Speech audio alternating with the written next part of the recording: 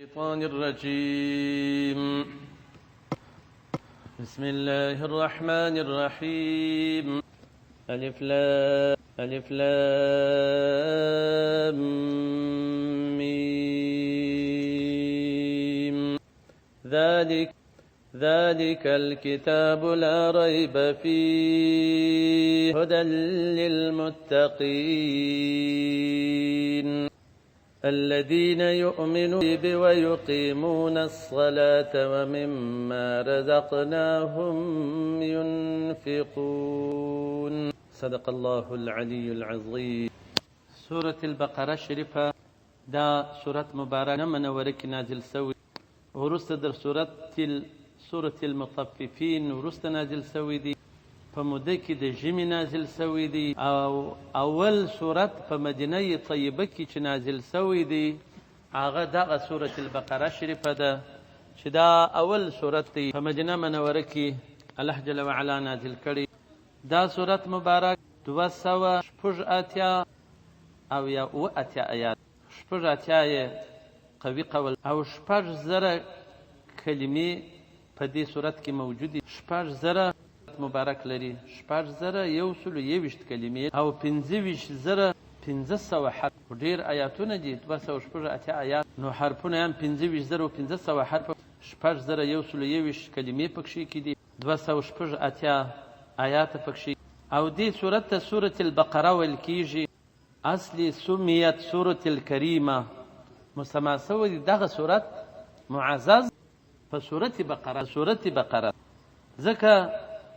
یو غټه او شایسته معجزه د حضرت موسی علیه السلام و چې په بني اسرائیلو کې یو شخص مړی کړی و خو قاتل معلوم نو د معجزه و د رب جل وعلا په حکم چې دغسې غوا به علالوي د هغه د یو غوا د یو طرف په حساب باندې به دا مړی وایي هغه به خدای پاک چې دا قصه مکمله راځي چې دا غوا بقره غوا ته خو نو بقره ویل کېږي بقره نو ځکه هغه قصه پکښې ده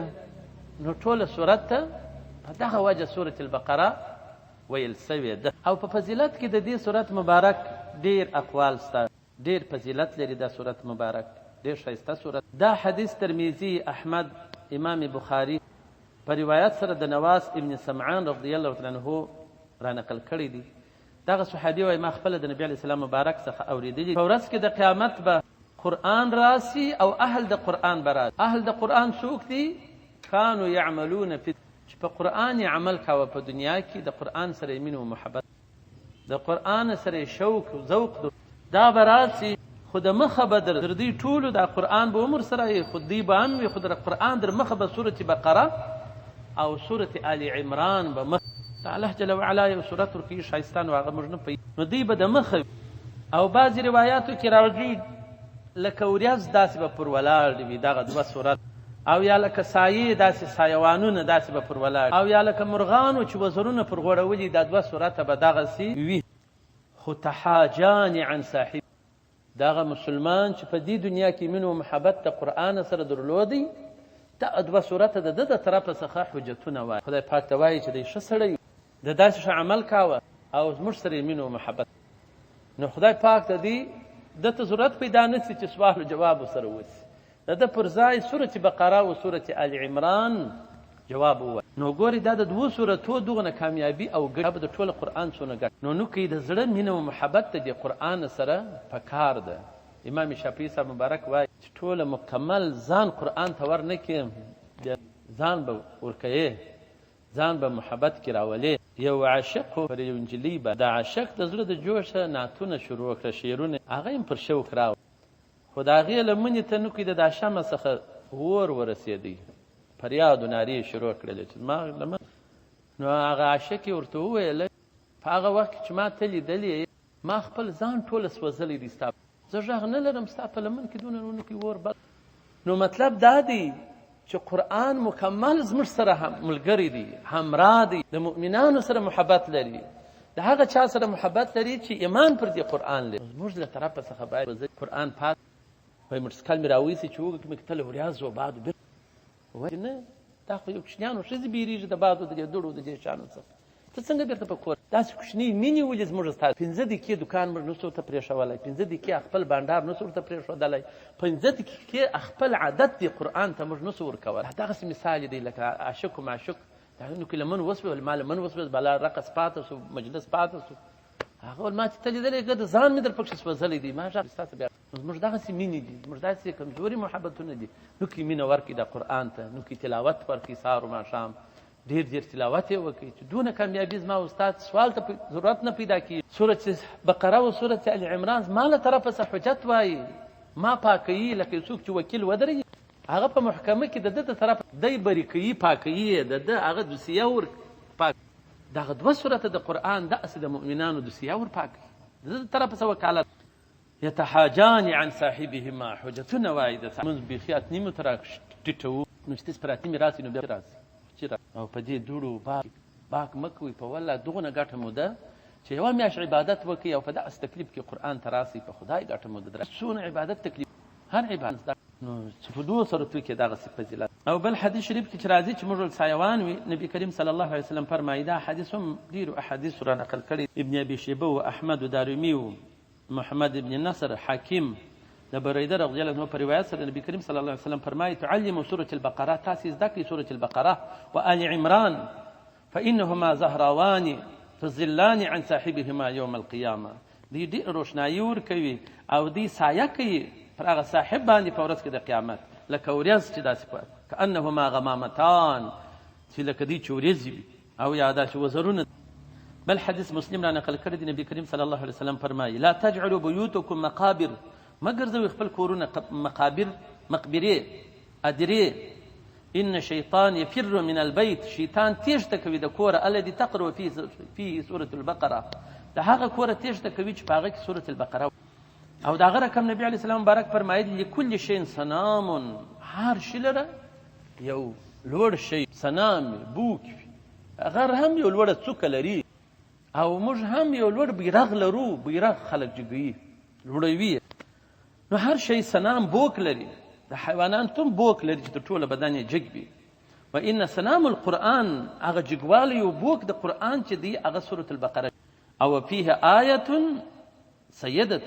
په دې سورة بقره کې بیا یو آیات دی سید د قرآن ورته ویل سوی لکه په دې امت کې چې سیدان ستا سرداران د دې امت دي د نبي علیه السلام مبارک اولاد دغه رقم په قرآن کې هم سید ستا هغه سید یو آیات دی هغه دا نبی علیه السلام مبارک سید د دې سورت د آیات مبارک ته نو یو آیات پکښې کې دی چې هغه سید دی د قرآن آیت الکرسی امام ترمذي هم دا حدیث را نقل کړی او بل حدیث کې امام مسلم را نقل کړی دی نبی کریم صلی الله علیه وسلم فرمایي اقرأوا سورة البقره وایاست دا سورة البقره شریفه چې دا اوس نن موږ شروع کړله فإن في أخذها برکه دا په اخیستلو ویلو او عملي کولو کې برکت دی وترکها حسره او څوک چې سورة بقره ځنې پاتې سورة بقره نه وایي په هغه ته به حسرت او افسوس ندامت وي چې دا مې ولې نه وایي ولا یستطیعها البطله تا سره سورة بقره ملګرې وه بیا پر تا باندې سحر و جادو اثر نسي کولی بطله یعنی سحر و جادو په سورة بقره سره باطلي بل حدیث کې امام طبراني و بیهقي و ابن حبان ابو یعلا ټولو را نقل کړ راوي سهل بن سعد سعدي رضی الله نبی علیه السلام مبارک بیا هغه حدیث بیان لكل شيء صنام هر شي لره بوک دی وت البقره من قرأها في بيته نهارا کچا په خپل کور کې سهار وویل لم يدخل الشيطان 3 ايام یو سورة بقره تالف لام میم څخه د فانصرنا على القوم الكافرين باندې چې پر دې د اخلاصيږي دا چا وویل د ورځې 3 ورځې شیطان طاقت نه لري چې دې کور ته فمن قرأها في بيته ليلا کچا په شپه کې وویل لم يدخل الشيطان 3 ليال 3 شپې بیا کار نه پوهېږي ټول دنیا کې ولاکه پیرانانو د چا سره کار مال کې کورود و دغه قرآن په دغه سورة بقره به هلته هر شنې وایي کورونه وایي اور اخلي د شپې نو ته سورة بقره ووایي بهره به دا طاقت نه لري چې څوک تاسې ته ضرر ور او د دې 280 آیات دي حدیث شریف کې راځي چې البقره صنام القرآن وذروته نزل مع كل آیة د هر آیات سره راغلي دي د دې صورت سره 80 ملکه اتیا ملکی هر آیات مبارک سره ملګری کنو 280 بیا نو ظرف کې 2 ملکی سره راغلي او استخرجت راوتلې دي الله لا اله الا هو الحي القيوم من تحت العرش لاندې تر عرش شریف دا آیات مبارک راغلی دي فوصلت بها او ملګري سوي دي په دې وصل سوي دي په دې سورة بقره. نبی علیه السلام مبارک صلی الله علیه و آله وسلم څخه پوښتنه کیږي. امام بغوی ابن عساکر په خپل تاریخ دا حدیث شریف را نقل کړی چې ای القرآن افضل، کوم ځای د قرآن څخه ډېر ثواب لري؟ قال سورة التي يذكر فيها البقره، چې قصه د سورة د بقرې د غوا پکښې کې دا ډېر فضیلت لري. قیل فأي البقره، په سورة بقره کې بیا کوم ځای ښه افضل دی ثواب ډېر لري؟ قال آية الكرسي شریفه وخواتم سورة البقره، او هغه چې سورة بقره په خلاصیږي چې امن الرسول فانصرنا على القوم الكافرين پورې نزلت من تحت العرش، دا بیا د لاندې د عرش څخه نازل سوي دي او ملګري سوي دي د دې سورة البقرې. او د دې فضیلت چې دی بل دا دی چې د دې اوس هغه اصلي دغه به په حدائق طروحة الریحان کې هم دغه کیسه راغلې وه او په روح البیان کې هم دغه کیسه راغلې. وایي کوم وخت چې الله جل جلاله موسی علیه الصلاة وسلام ته تورات ورکړي، دا تورات شریف زر صورت و، په هر صورت کې زر آیات و. موسی علیه السلام دا به د چا په طاقت دا حفظ کې یا ووایي؟ نو الله جل جلاله ورته وفرمایل چې د دې وروسته زه یو کتاب نازلوم در دغه بلاغت. موسی علیه السلام آریان دا معنا اخره زمانه ده و عمرونه لږ دي، دا در دې غټ کتاب نو څنګه یې؟ پوښتنه یې وکړله علی من یا رب، پر چا نازلوې دونه غټ کتاب؟ قال علی خاتم النبیین، پر خاتم النبیین صلی الله علیه وسلم. نو بیا موسی علیه السلام سوال کوي چې موږ دا تورات دي عمرونه موږ دغونه ډېر دي، دا تورات تاسو ویلی او زده کولی، وکیف تقرؤوه امته، څنګه به دا امت بیا زده کوي او وایي بیا؟ ولهم اعمار قصیره، د دې لږ عمرونه دي. قال انی اسره ایسره علیهم، خدای پاک وایي زه بیا اسانه کم پر دې باندې، حتی یقرؤوه صبیانهم، داسې بیا اسانه کم د دې کوچنیان بیا لا وایي، کوچنیان حفظ کړي. نو موسی علیه السلام علیه څنګه به دا کوي؟ نو الله جل جلاله ما نازل کړي د اسمانه څخه 103 کتاب چې دا 50 صحیفې پر شیش علیه السلام خدای پاک نازلې کړي دي، دیش پر ادریس علیه السلام نازلې کړي دي، دا یا اتیا شل پر ابراهیم علیه السلام نازل کړي دي، تورات مې وای پر تا نازل کړي دي او موسی علیه السلام، زبور مې پر داود علیه السلام نازل کړي دي، انجیل پر عیسی علیه السلام، او ټوله کائنات په دې کتابو کې سته. خو زه به ذکر کوم ټولې معانیو د دې کتابو فی کتاب محمد صلی الله علیه قرآن کې به دا ټوله ذکر، او زه به جمع کوم په دې کتاب کې 114 سورت او 10 اجزاوې بلد، خو دا ټوله به بیا جمع وي د دې هغه معنی و اسرار په 7 آیاتو کې چې الحمدلله د دې ټولو 103 کتابو د دې قرآن شریف هغه ټوله اسرار و معنی به په 7 آیاتو کې را جمع وي چې هغه 7 من المثاني چې الحمدلله، او بیا به دغه ټوله معناوي د دې الحمدلله شریف په 7 حرفو کې زه راوړم، په 7 حرفو کې 7 حرفه بسم الله، بسم الله دا 7 حرفه دي، دا ټوله اسرار د ټولو کتابو بیا د قرآن په الحمدلله کې د الحمدلله شریف اسرار په بسم الله، او د بسم الله بیا دا ټوله اسرار و معانی دا به ټوله جمع وي په یوه الف لام میم، او دغه الف لام میم به زه شروع د دغه سورة بقرې د دې قرآن، نو ځکه دا اول سورت د قرآن دی، شروع د قرآن د دې څخه کیږي، نو یو الف لام میم کې تاسې وګورئ چې دا څونه اسرار او څونه معانی چې ټول علما پر ګډ سوي دي، بیا هم د دې معناوي چې دا د متشابه آیاتو څخه دي، نو دا د چا سر نه مګر هغه کسان چې د خدای پاک ورې زده څه ناڅه یو څه علم به ورکړي خدای پاک ته. نو ځکه الله جل وعلا شانه د دې صورت مبارک کې ډېرې فواید موجودې دي چې څوک یې مازې اخذ وکړي او څوک کې د زړه هنداره صفا کړي، نو بیا انشاءالله دغه هغه فیضاتو او اسرارو باندې د سورة البقرې شریفې بیا پوهېږي. نو په قرآن عظیم کې بعضې کوچني آیاتونه دي، بعضې غټ آیاتونه دي، بعضې کلمې لږ وي، د بعضې دا کوچني وي. نو غټ صورت په قرآن عظیم کې خو سورة بقره ده، کوچنی صورت چې دی هغه انا اعطیناک الکوثر شي، اوږد آیات چې دی هغه سورة دین ورته ویل کېږي چې د هغه لله ما فی السماوات مخکې دی، نو دغه د سورة بقره کې دی دا اوږد آیات، او کوچنی آیات بیا والضحا دا یو آیات، والفجر مدهامتان چې دا دی، او چې اوږده کلمه ده یو آیات یې خو اوږده کلمه یې ده، تقریبا لس حرفه ځینې جوړیږي، لیستخلفنهم انلزموکموها فاسقیناکموه. دا یوه کلمه ده خو لس حرفه پکښې پر هر حرف باندې لس نیکۍ. نو اوس لس حرفه لس نیکۍ 100 نیکۍ فاسقیناکموه ولیستخلفنهم په دې یوه کلمه کې خدای پاک نو پر هر حرف لس نیکۍ. اوس نو چې لس حرفه سي نو خو دې پر هر لس نو هغه دې 100 نیکۍ سولې په دا قرآن شریف کې. بل الله جل وعلا چې دغه قرآن نازلوي دا سورتونه نازلول نو بعضې داسې وي مدني دي، بعضې مکیي دي، بعضې د شپې دي، بعضې نهاري دي، بعضې په سفر کې دي، بعضې په حضر کې دي، بعضې صیفي دي، بعضې هم د دوبي دي، بعضې د ژمي دي، بعضې د خوب په حالت کې او بعضې په منځ کې د شپې، بعضې د ورځې، بعضې په اسمانو کې معراج په شپه باندې، بعضې په غره کې غار حرا کې. نو دا ټوله چې الله جل جلاله وایي حکمت په دې کې تاسو څه شي دي؟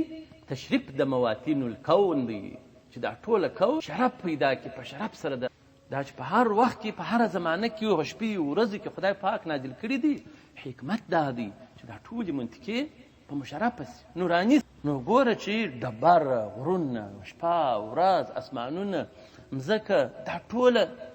د قرآن مازې دا ننزول په وخت کې هغه نوراني کېږي. نو یو چې خدای پاک واضح بلکې په طریق اولا نوراني. او بل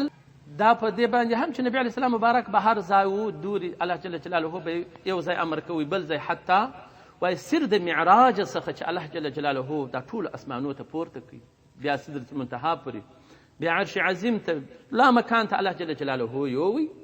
وایي په دې کې سر هم دغه دی وایي دا ټولو ځایونو کل الموطن دا هر ځای که اسمانونه دي که سدرة المنتهی ده که لوړ دي که کښته دي په ژبه سره د حال خدای پاک ته داسې ویلي وه چې یشرفه الله تعالی بقدوم قدم حبیبی چې قدم د خپل حبیب پر موږ باندې ولګېږي چې د خدای پاک په دربار کې دونه قدر و عزت لري چې هیڅ مخلوق یې نه لري. نو دا به څومره مشرف مخلوق وي. نو دی په لسان الحال سره د خدای پاک ته دا غوښتنه کړې وه چې د ده قدم په موږ کې ولګېږي او موږ په وتکتحل اعین الاعیان والکبار بغبار نعال قدم سید السعدات. وایي چې موږ توري کو سترګې د اعیانو د غټو مخلوقاتو په هغه ګر سره د چوټو د قدم د سید السعدات نبی کریم صلی الله. نو د نبی علیه السلام مبارک هغه حضور مبارک دونه مشرفه دی دونه نورانی دی چې ټول کائنات د قدم مبارک غوښتنه په موږ کې ولګېږي. خدای پاک د هغو سوال قبول کړي او دی دعوت کوي و هر اسمان ته الله جل جلاله دی بوتي. په هر اسمان کې بیا د یو نبي مبارک سره د ملاقات. نو ټولو اسمانو خوشحالي کولې په دې سره چې د خدای د الله جل جلاله حبیب د پاک قدم په موږ کې کښېښودل سو. د په قدم څوک چې په تقوا سره په اتباع سره د نبي علیه السلام مبارک شپه او ورځ تېرېږي د نزدېکت و نبي. نو بیا چې یو انسان نبي علیه السلام مبارک ته نزدې نو دا راني کېږي څونه به ښه سړی ځینې جوړېږي او بیا به د هغه څخه څوک پویزه ټول امت ګوره د نبي علیه السلام مبارک څخه چې پویزات صحابه مبارکانو د صحابه مبارکانو څخه ټول امت پر دغه اندازه باندې د اتباع د نبي علیه السلام مبارک هر امتي قرب حد. یو چا نبي علیه السلام مبارک تېرو شپو نو بیا ورته چې دا څه موږ تا نه وینو په خوب نو بیا ورته وویل اعمال خراب اثر د اعمال او زما دید زما ملاقات څه صفایي غواړي دا موږ حجاب کې په ظلمت د دې ګناو د ظلمت د وجوده سو ایستاته چې د حجابونه پورته کوي غورځو شپې کې لیدلی په خوب کې لیدل حتی ډېرو اولیاو د خدای پاک څوک ما په خوب وویني په ویښه به مې په ویښه یې هم لیدل. شیخ درس کوي احادیثو مبارکه پخوا خو ډېر تقوا و. نو یو بل چا اعتراض پر وکړ د هغسې دی هغه ویل یا د هغسې نه دی ول دا د نبي علیه السلام ولاړ دی خپله پوښتنه هغه چې ورته وکړه ته ویلي دی خو بالا ځینې ورک سو نور د هغه دونه استعداد خو ویلي دی ول دا دی خپله مبارک ولاړ. نو د خدای د دوستانو څخه بیا دونه قرب ورته حاصل وي بیا پټېږي نه حجابونه ځینې پور قریبان خو یو امتیان یو چې نور قرب معنوي او ظاهري قرابت یې دا دی چې په هر مجلس کې د ده مبارک په هر مجلس کې د ده سنت را په هر مجلس کې د ده هغه خوشحالي چې کړي دي په هغه خوشحالي ځان خوشحاله کړي په هر مجلس کې چې دی خوابدي کړي دي او خوابدي کېږي هغه شی څوک بیان. ظاهري قربت دی د ده سره قرابت دی د ده سره اتباع ده او معنوي قرابت هم دغه دی چې ستا په سوچ و فکر کې په زړه کې دي هغه لوی مقام ده چې خدای پاک ورکړی دی هغه عظمت ته ده دی زموږ نبي دی موږ امتیان یو دا په زړه کې اقلت ویې لرو خدای دې را نصیب. نو ځکه د آیاتونه مبارکه دا د معراج دا د وحی مبارکه او د آیاتو مبارکه و نزول داسې په مختلفو ځایو کې مختلفو اوقاتو کې دا د پاره د دې دی چې دا ټوله کپسي په دې پاکو نوراني شانو باندې لکه آیاتونه د قرآن او لکه قدم د نبي علیه السلام مبارک صلی الله علیه وسلم مبارک مت په حال خبر دی په ډېرو شان دا اوس تېرو شپو پین موټر کې را نو دلې په کندهار کې ګرځي شاب بس موږ داسې پر بغلو سره ځغلو علي په کندهار همباره قرار یو سید دی زه پیژنم د هغه کور ته اراده لري چې خو چې هلته ورځي تور خط همباره نه باره د هغې خواڅه بېرته ماته یو بل کور ډېره خوشحالي وي په کندهار باندې نو دی مبارک لکه ګرځي چې د حالات ګوري نو بیا هم دغسې تاریک خلکو څخه هم نه دي خوښ هغه ځای ته نه چې مخ را کار کړي بیا ما ورته وکړه هغه ځای پټ کاليګانې ما اغوستې وه دغسې لمنې را کښته کړې وې نه مبارک بېرته را کار شو نیت یې هم دغه ځای ته و چې دغه ځای ته ورځي بیا هسې ګرځي نو الله جل وعلا نو بسم الله الرحمن الرحیم الف لام میم الله اعلم بمراده الله جل وعلا د دې په مراد او په معنا باندې ځکه په دې حروفو کې ډېر روایتونه چا و چا کړي دي خو اصل شی دا دی چې خدای پاک فرمایلی دي هو الذي انزل عليك الكتاب خدای پاک هغه ذات چې نازل کړي دي پر تا باندې آیات محکمات بعضي آیاتونه محکم دي چې معنا معلومه ده و اخر متشابهات او نور جدي متشابه آیاتونه دي چې معناها چاته نه معلومیږي و اخر متشابهات فاما الذين في قلوبهم زيغ هغه کسان چې په زړه کې د دې زیغ وي کوږوالی وي له حق څخه فیتبعون ما تشابه منه ابتغاء الفتنه دي اتباع د هغه متشابه آیاتو کوي فتنه لټوي وما يعلم تاويله الا الله د هغه په معنا او تعویل څوک خبر نه وي نو دغسې آیاتونه چې وي چې هغه اوس مثال نور آیاتونه هم شته چې زموږ ټول اهل سنت والجماعت مذاهب اربعه په هغه کې وایي دا متشابه آیاتونه دي لکه الرحمن على العرش استوى خدای پاک پر عرش استوا کړی ده نو اوس غیر مذهبي خلک چې هغه داسې وایي پر عرش نو موږ وایو چې داسې نه دي دا خو مکان خدای پاک ته ثابتول بیا جسم په ثابتېږي دا خو ډېر د خدای پاک په ذات کې چې دا شیان ته راوړي دا خو حدیث دي نوي شیان دي که جسم دي که مکان دي دا خو د نوي خلکو شیان دي نو خدای پاک خو قدیم دي نوي شیان خو چې هغه زوال نقصان قبلوي خدای پاک خو قدیم ذات دی هغه پاک دي د نقصانات نو ځکه چې موږ وایو عرش استوا کړی د ایمان موږ پر لرو کیفیت مجهول دي سوال ځینې بدعت دي ګرسره سوال نه ځینې کوو د علي رضی الله عنه دا خبر نو بعضې آیاتونه داسې متشابه دي په دې قرآن عظیم کې نو یو د هغو څخه دغه حروف مقطعات هم دي چې داسې راځي لکه الف لام میم قاف صاد نون طا سین یاسین الف لام میم الف لام را طا سی میم الف لام میم صاد الف لام میم را کاف ها یا عین